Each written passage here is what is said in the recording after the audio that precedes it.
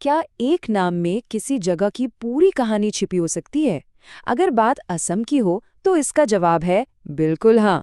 तो चलिए आज हम हजारों साल पीछे चलते हैं और इस इनक्रेडिबल रीजन की हिस्ट्री को परत दर परत खोलते हैं।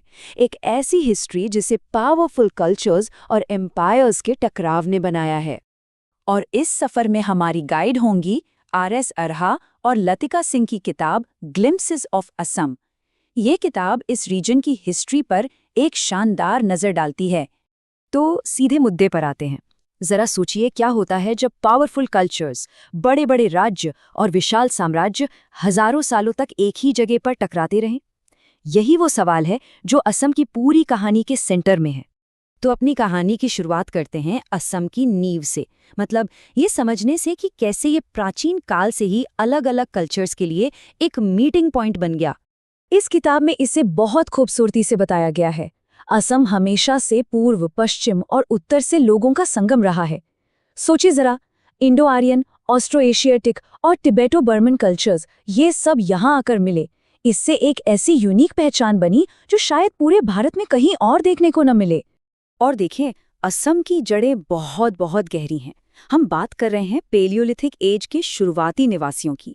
फिर लगभग 4500 बीसी में खेतीबाड़ी की शुरुआत हुई और 4th सेंचुरी आते आते कामरूप नाम का पहला हिस्टोरिकल किंगडम भी यहाँ बन चुका था। मतलब ये जमीन शुरू से ही हलचल का केंद्र रही है। अच्छा, अब आते हैं असम के इतिहास के सबसे पावरफुल चैप्टर्स में से एक पर। एक ऐसा साम्राज्य जिसने न सिर्फ इस रीजन को एक शक्ल दी बल्कि इसे अपना नाम भी दिया।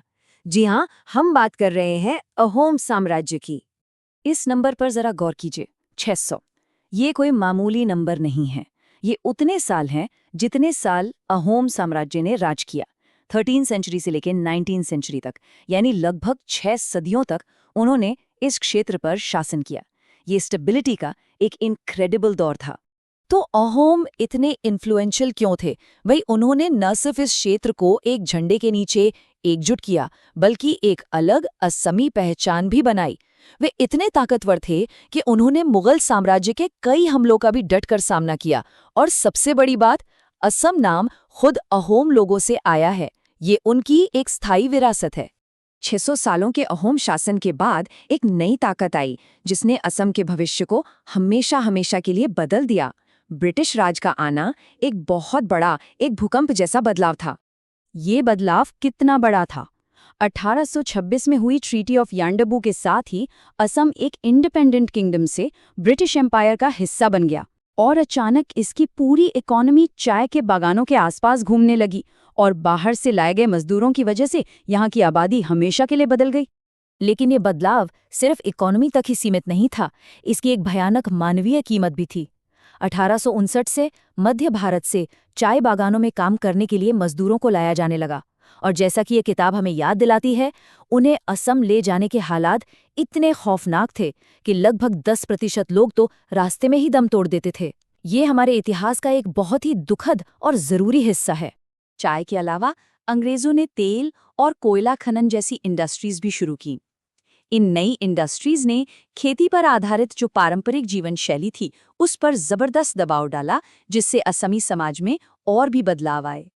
और ये जो कॉलोनियल लेगेसी थी वो हमें सीधे उन संघर्षों की ओर ले जाती है जिन्होंने 20th सेंचुरी में असम को डिफाइन किया, खासकर जब पहचान का सवाल सबसे आगे आया। जो मशहूर असम आंदोलन था उसकी जड़ें असल में कॉलोनियल पीरियड में ही हैं। ये सब शुरू हुआ 1905 में, जब अंग्रेज़ों ने पूर्वी बंगाल के किसानों को यहाँ आकर बसने के लिए एनकरेज किया। इससे आबादी में बहुत बड़ा बदलाव आया और आज़ादी के बाद ज़मीन, संसाधन और कल्चरल आइडेंटिटी को लेकर तनाव बढ़ने लगा। 1979 में जो आंदोलन भड़का वो इन्हीं दशकों पुराने तनाव का सीधा नतीजा था। सालों के आंदोलन के बाद 1985 में असम एकॉर्ड पर दस्तखत हुए। ये एक हिस्टोरिकल एग्रीमेंट था जिसका मकसद इल्लीगल इमिग्रेशन के मुद्दे को सुलझाना और आसामी कल्चर और आइडेंटिटी की रक्षा करना था। और ये सब हमें हमारी कहानी के आखिर में ले आता है, जहां सारी बातें एक साथ जुड़ जाती हैं। ये बहस कि राज्य का नाम क्या होना चाहिए, ये सिर्फ एक नाम की बात नहीं है, ये एक सिंबल है जिसमें असम का पूरा इतिहास समाया हुआ है। तो असम नाम आया कहाँ से? ये संस्कृत के शब्द असमा से लिया गया है, जिसका मतलब है अतुलनीय या अद्वितीय। और जब इसके इतिहास के बारे में सोचते हैं तो ये नाम एकदम फिट बैठता है ना? आज इस नाम को लेकर एक बहुत ही लाइवली डिबेट चल रही है। कई लोग कहते हैं कि राज्य का नाम बदलकर असोम कर देना चाहिए, ताकि इस पावरफुल अहोम साम्राज्य को बेहतर सम्मान दिया जा सके, जिसने असल में इस रीजन को उसका नाम दिया था। ये सब इतिहास और विरासत का सम्मान करने के बारे में है। और इसी के साथ हम इस आखिरी सवाल पर आते हैं।